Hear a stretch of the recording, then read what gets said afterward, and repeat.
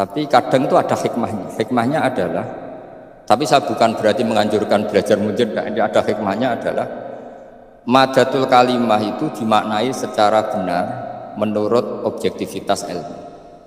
Singkat cerita tak suruh nyari makna maro yamuru mauran. Jadi Allah ngendikan tentang surat Tabarok, apa kamu merasa aman? Merasa aman setiap saat manfis sama ayyakhsifa bikumul ardu fa idza hiya tamur. Allah zat yang menguasai langit setiap saat bisa saja melumerkan bumi ini. Jadi melumerkan itu ya bahasa Arabnya tamur itu. Jadi Allah sudah mengingatkan bahwa potensi bumi ini memang likuifaksi karena di bawah ada magma, ada air, ada macam-macam. Kemudian potensi bumi ini juga dihantam oleh benda-benda langit. Sehingga Allah ngendikan innallaha yumsikus samawati wal ardu an tazula wala in zalata in amsakahuma min ahadin min ba'di. Jadi setiap saat mungkin meteor itu menghantam bumi, setiap saat mungkin Mars yang menghantam bumi. Sehingga kalau kita belajarnya itu geologi atau sistem galaksi, itu ketakutan kita ya pada likuifaksi, pada meteor yang jatuh, pada apa. Tapi kalau misalnya kita baca yang su'ul khotimah, ketakutan kita ya akan su'ul khotimah. Tapi terus kalau lihat berita TV corona, ya takutnya akan corona. Tapi setelah distatistikkan, misalnya belajar orang yang mati karena ngelindur, itu ya terus takut tidur, karena yang mati karena ngelindur itu juga banyak. Artinya apa? Membaca itu membentuk, dan itu artinya belajar. Saya termasuk orang yang meskipun masih muda itu gak pati-pati mati. Ini yang membedakan saya dengan bisnis PD saya kalau masalah ngadepi mati. Karena bukan berarti saya mesti soleh, mesti husnul khotimah, ya enggak. Ada istilah mati yang menyenangkan dalam diri manusia. Itu Nabi ngendikan Allahumma ahyini maka natil hayatu khairan li wa tawaffani maka natil wafatu khairan li. Sebagian doa Allahumma ij'alil hayata ziyadatan li fi kulli khairin wal mauta rahatan li min kulli syarrin.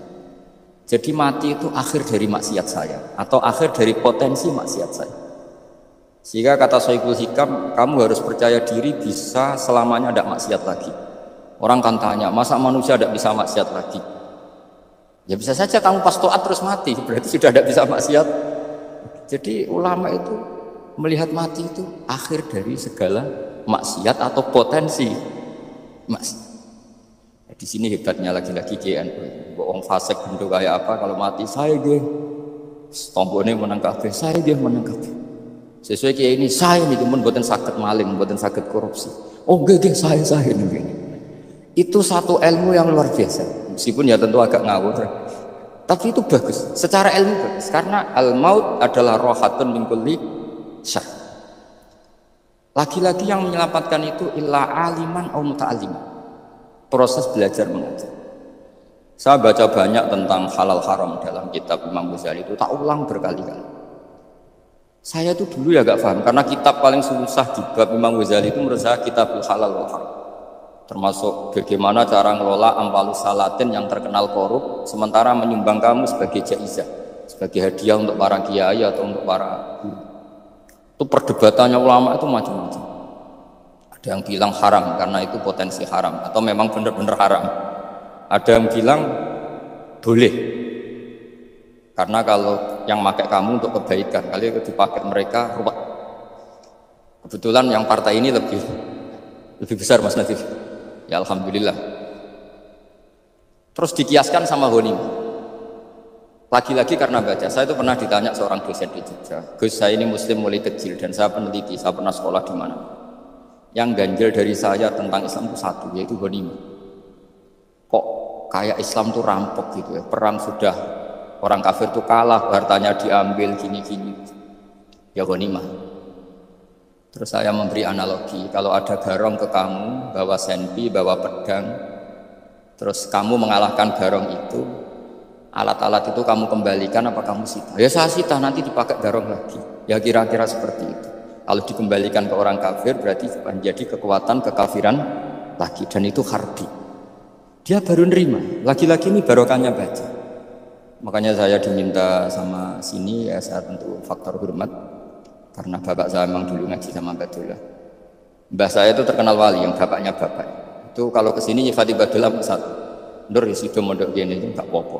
Pondok elek lah, kiaimu wali. Zaman itu bapak itu di kamar kursi ya masih ada kakinya. Saya dulu sering dijak ke sini sama bapak. Jadi bahasa itu terkenal wali dulu.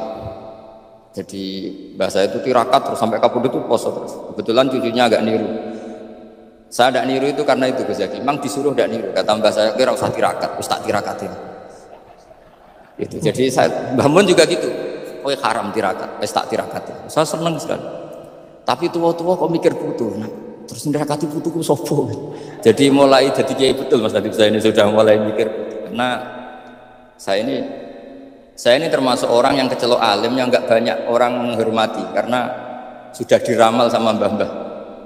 Di dulu mbah saya Mbah Nur Sam itu kakak saya itu SMP SMA, kakak saya yang kedua juga SMP SMA. Mbah saya itu Mbah Nur Sam itu yang nganterkan bapak ketika mondok sini itu, yang ikrar karo Badullah wali Mbah Nur Sam, ahli tirakat, ahli puasa. Itu bilang, Nur, anak sing iki aja pondok, aja sekolah. Sumben sing ngalim ku anak sing iki. Ketika saya hampir tamat SD sama mbah saya Tuban, mbah saya Narukan juga di Sabdo begitu. Singkat cerita saya mondok sarang. Mondok sarang pertama langsung dikenal Mbah Mun, wong anak kiai jadi langsung dikenal.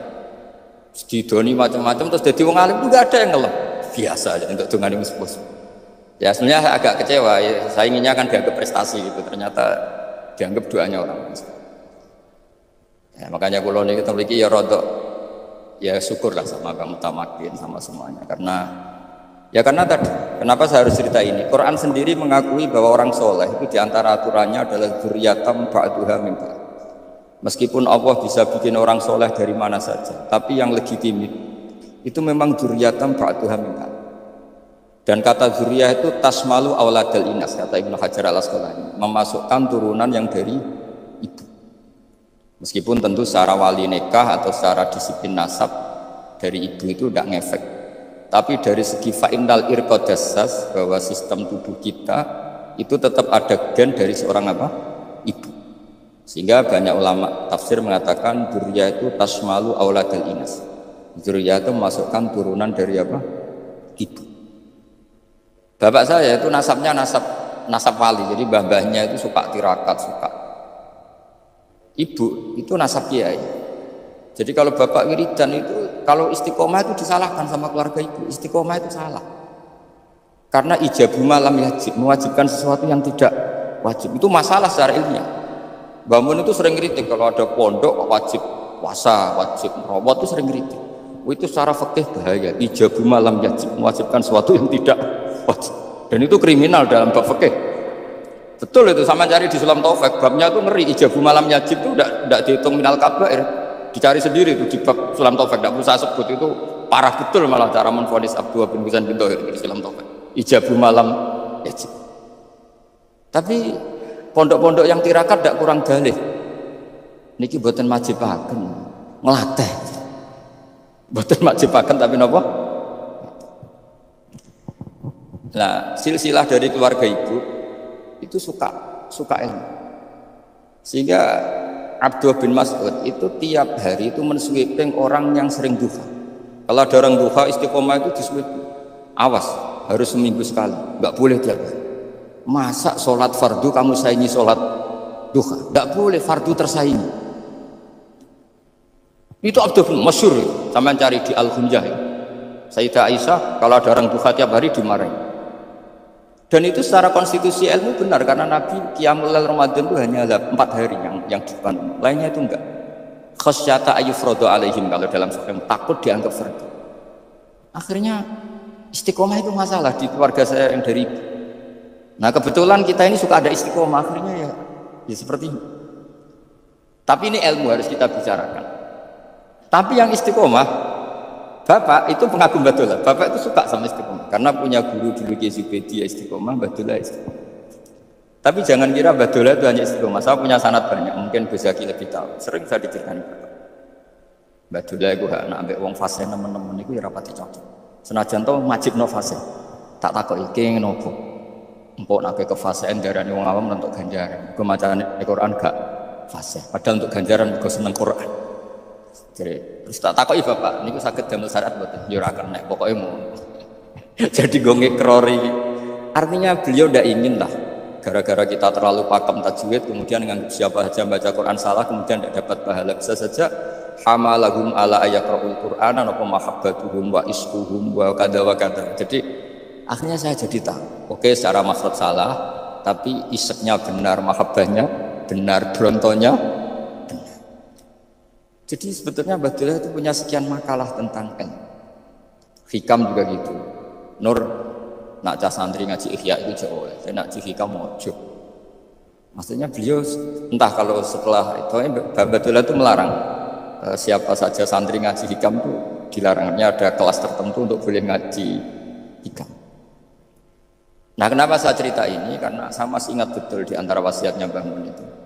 Pirroh sebab apa Fatihah kok ihdinas siratal mustaqim, bukan siratoka tapi siratal ladzina an'amta alaihim. Dawe Mbah Mun fa inna Allaha ta'ala la ya'kul wa la yashrab wa la yanqih wa la kadza wa kadza. Allah itu tidak makan, tidak minum, tidak tidur. Sehingga kita tidak bisa niru Allah. Tapi yang makan tidur itu manusia. Sehingga kalau ingin dekat Allah ya niru siratal ladzina, bukan siratoka. Kita cara tidur niru Kanjeng Nabi, niru ulama, cara makan, cara minum, niru Allah tidak bisa. Makanya bukan ihdinas siratal mustaqim siratoka tapi siratal ladzina an'amta. Maka dalam beragama itu butuh master, butuh panutan. Ya tentu Mbah Mun oleh ngendikan pakai luwet orang-orang kuno. Cara Mbah Mun pakai cantol. Maka saya punya makalah banyak dari Bapak, dari Mbah Mun, dari Mbah Zubair, dari sampai saya itu hafal sanad sampai Rasulullah Shallallahu Alaihi Wasallam. Karena yang bisa mengawal ilmu itu sanad. Termasuk saya di sini bawa kitab Ar-Risalah Al-Qusairiyah. Nanti saya baca beberapa panutan kita. Di sini ada Abu Qasim Al-Junaidi, ada Abu Yazid Al-Bustami, ada banyak ulama yang ditulis Ar-Risalah Al-Qusairiyah. Dan itu yang membentuk Imam Ghazali, kitab Ar-Risalah Al-Qusairiyah. Tapi sekarang kita ini tidak belajar lagi tentang tasawuf. Tasawuf itu Abu Qasim Al-Junaidi jadi wali itu bukan wiridannya terlalu banyak. Beliau pernah bikin satu kalimat yang menjadikan Allah itu ridho. Kalimatnya begini, kalau malam beliau wiridan, ya Allah, kenapa engkau ngasih rezeki saya padahal engkau tidak butuh saya. Kalimatnya sederhana. Kalau seorang majikan ngasih servis sama karyawannya memang butuh pekerjaannya. Orang tua ke anak butuh kasih sayang. Tapi engkau ini zat yang tidak butuh saya, tidak butuh kita, ngapain ngasih? Jadi punya sisi betapa Allah itu luar biasa. Wong tidak butuh kok ngasih, itu kan luar biasa. Jadi karena mensifati seperti itu Allah itu ridho. Itu luar biasa. Normalnya orang memberi itu kan, apalagi orang memberi kiai itu kacau sekali. 1.000 jaluk swarga. Salam template 1 juta aja jaluk kok. Swarga itu parah lagi. Nanti kalau enggak masuk surga tunda-tunda. Itu ngeri lagi itu. 1 juta minta apa? Surga. Sayyidina Ali itu diantara sebabnya beliau dekat Allah itu karena muamalahnya sama Allah itu benar. Di antara muamalah itu yang diriwayatkan di kitab Ar-Risalah Al-Qusairiyah adalah masyhur. Kafani izzan antakuna li rabban wa kafani fakhran an akuna laka abdan. Tiap malam yang beritanya itu, ya Allah, saya sungguh sangat mulia karena engkau yang jadi Tuhan. Coba kalau saya dituhani manusia yang mati atau dituhani siapa yang mati juga. Wa kafani fakhran an akuna laka abdan. Saya ini bangga sekali karena jadi budak, jadi hamba zat yang tidak mati. Jadi pakem-pakem yang menjadi masyrab kalau dalam bahasa tasawuf itu yang menjadikan wali. Sehingga yang dikatakan ibadah itu apa? Ma'rifatullah, mengenali Allah secara benar. Jadi jangan kira wali-wali dulu terus terlalu istiqomah, ada juga. Mereka punya pakem yang menjadikan Allah itu ridho. Saya beri contoh nih, di sini banyak makalah, nanti saya beberapa baca tabar. Banyak riwayat dari orang-orang sufi. Nabi Ibrahim itu pernah ketemu orang Majusi. Beliau terkenal sakhok, terkenal sakhiyah. Ketika ketemu orang Majusi, ya Ibrahim, saya ini sehari saja ngasih makan saya. Kamu kan tukang ngasih makan orang. Terus, ya tapi bisyarti antuslima, kamu harus Islam. Fikihnya Nabi Ibrahim adalah kalau saya menolong dia berarti nolong orang kafir. Setelah orang itu lewat berlalu karena Nabi Ibrahim nggak mau hormat, Allah memberi wahyu ke Nabi Ibrahim. Kenapa ya Ibrahim tidak kamu terima 1 hari, kamu kasih makan 1 hari? Ya karena dia majusi. Kata Allah, dia umurnya berapa? 60 tahun. Tanyakan, pernah kelaparan kan hanya hari ini? Iya ya. 60 tahun dia kafir tak kasih makan. Minta kamu sehari aja kok gak boleh. Akhirnya Nabi Ibrahim dipanggil orang majusi, dikejar dipanggil. Ayo tak kasih makan 1 hari. Kok kamu sekarang jadi baik? Habis ditegur Tuhan. Terus kata, ahakada yu'amiluni, apa seperti itu Tuhanmu mengu'alamalai saya? Ya na'am. Akhirnya Islam orang yang majusi. Jadi itu lagi-lagi ilmu. Jadi yang dikatakan ilmu itu satu teori atau kalimat atau apa saja yang menjadikan kita ini pakem. Meskipun pakem itu kadang sulit diterima orang-orang khusyuk. Orang khusyuk itu ya nyun sewu ada sisi nakalnya, makanya Mbah Mun sering kayak jargon masyhur, zada khusyuan zada jalan, tambah khusyuk tambah bodoh. Bukan bodoh dengan makna salah itu enggak, memang kadang terus anti ilmu. Misalnya gini, ini contoh yang karena saya ini mengkhidmati ilmu, saya beri contoh yang urusan ilmu. Ada orang sujud diinjek orang fasik, kepalanya diinjek orang fasik. Terus si orang yang sujud tadi ini ada di Sahih Muslim, juga ada di Ihya. Wallahi la yaghfirullahu laka, pakai sumpah, wallahi la yaghfirullahu laka. Allah langsung mewahyukan ke Nabi fi hadzal zaman, fi tilka zaman atau fi dzalika zaman. Man dzalladzi yata'alla alayya alla aghfira li fulan qad ghafartu lahu wa ahbattu amala. Katakan ke orang itu, siapa yang mencatut nama saya yang hanya berstatus tidak memaafkan? Itu enggak fair. Saya ini Tuhan kok bisa yaghfir, bisa yu'adzib. Kok sifat saya tinggal 1 yu'adzib, itu gimana? Dicatut separuh itu Allah tidak terima. Tapi kalau kita baca Quran, saya ini sama orang fasik ya benci. Saya ini orang soleh, setidaknya pura-pura soleh lah, karena di depan para kiai. Tapi mau tidak mau, ketika Allah mensifati dirinya tentang orang munafik gimana? Wa yu'adzibal munafiqina in sya'a au jatuh. Ini cocok tidak cocok, potensi memberi tobat itu ada. Meskipun sama kalau orang munafik, tapi ya tetap bacanya wa yu'adzibal munafiqina ya in sya'a au jatuh.